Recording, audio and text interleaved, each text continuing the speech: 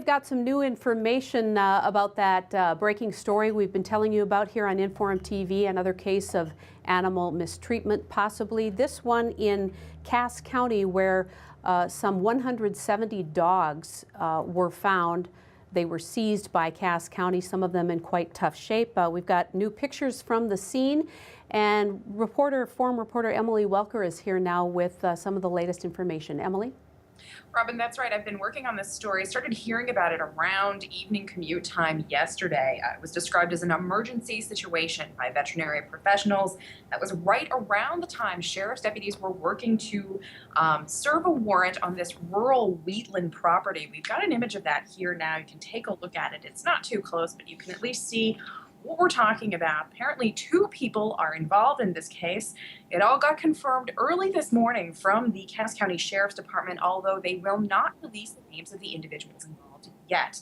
170 dogs, a variety of breeds, all seized after being found in what was described as very poor conditions there. Here's a look at the scene in front of the Castleton Veterinary Clinic where the dogs were taken for care. They're still being held there as of this morning. I spoke to Deputy Tara Morris, and she said that some of the dogs are actually still in triage this morning.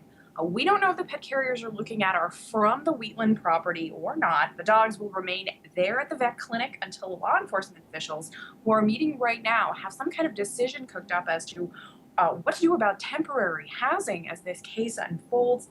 They have been in a meeting about it since about 9 o'clock this morning as to how to handle all of these dogs. They also need to decide whether or not prosecutors are going to be charging either of these individuals with any kind of criminal charges. Could be animal neglect, could be cruelty, or could be nothing, depending on the circumstances. Emily, what do you know about just some of these specific dogs? Big dog, you mentioned big dogs, small dogs. Do we have any idea of the condition? Are some of them, what kind of shape they're in actually? What was told to me was that the dogs, they made it. They're okay, they're alive. Some of the dogs are in pretty poor condition in terms of their coats were very heavily matted.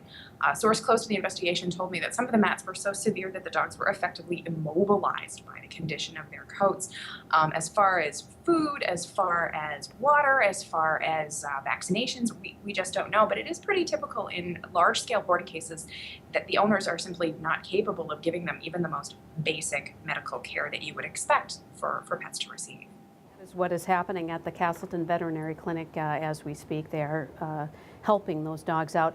Now, other people want to help as well. We hear that a lot of folks are offering up donations to help with these dogs.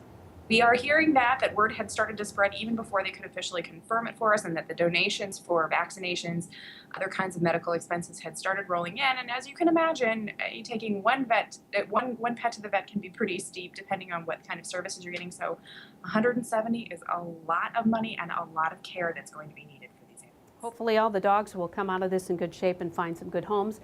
Emily, thank you so much for that new information. That is the latest on the dog hoarding situation in Cass County in the rural Wheatland area.